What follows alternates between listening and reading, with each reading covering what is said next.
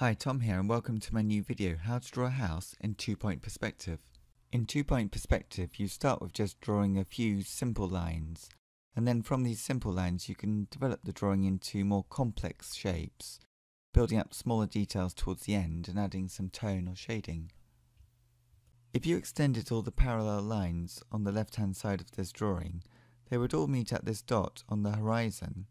And then all the parallel lines on the right hand side would meet on a second dot on the other side on the horizon as well.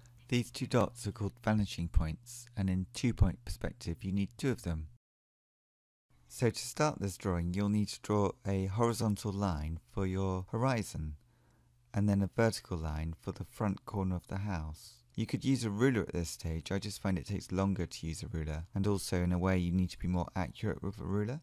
Next, you need to choose the base point of your house. This will be towards the bottom of the vertical line, and then you draw a line from this base point going left towards the left vanishing point, and then another one going right towards the right vanishing point. And then you repeat this at the top of the line where you want the top of the house, one line going towards the right vanishing point, and then the other line going towards the left vanishing point.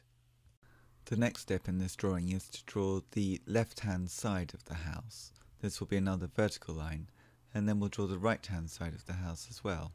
So now we've got three vertical lines, and then I'll draw a line towards the right and then a line towards the left, both going to their vanishing points, and this will be one of the heights maybe of the windows or something like that. The next step in this drawing after this will be to work out how to make the drawing a little bit more complicated.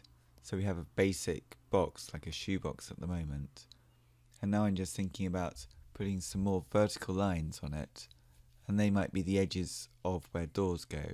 And so the next step in this drawing is to work out some of the structures to the roof. So I'm going to have a pitched roof, so I'll make a triangle and then draw a line going towards the right at the top of the triangle, going towards the right vanishing point.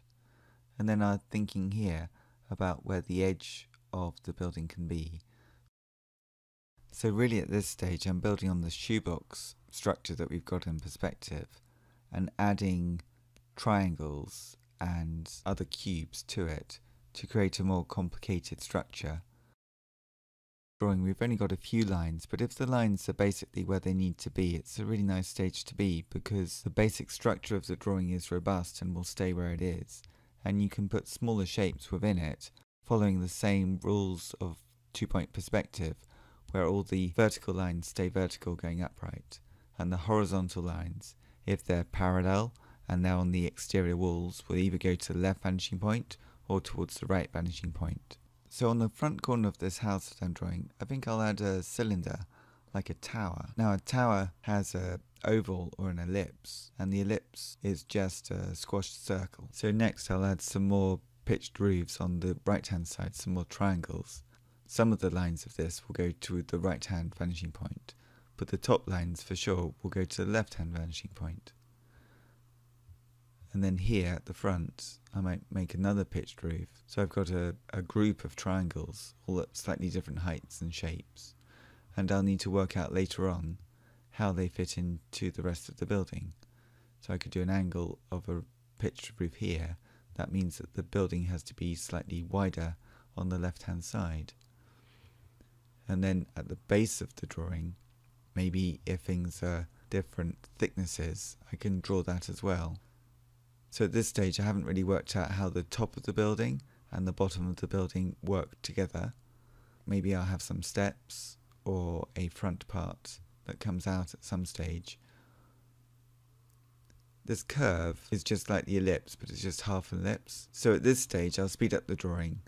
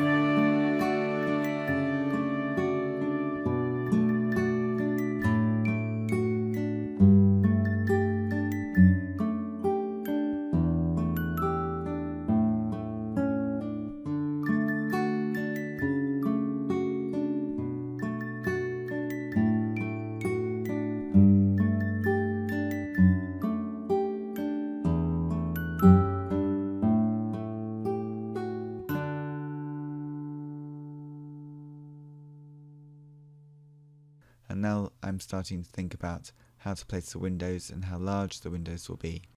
So I'm reading across the height of the windows from the first ones that I did on the tower, and then seeing how they fit around the other areas. I'm using a 6B pencil for this, so it's quite a dark pencil, and I'm making some of the lines that I'm a bit more confident with darker. Just adding some steps, or at least the indication of steps, and then almost like an extension to the right here, so that I've just got a wider drawing rather than it's just something in the middle. I think I'd quite like to make it wide, because at the moment the centre of the drawing is coming forward quite well. So if I do more building on the left and the right hand side, then the centre front of the drawing will come forward even more. So I'm trying to match the architecture that I've drawn in the middle of the page to the right hand side. And now on the left hand side I'll do something similar.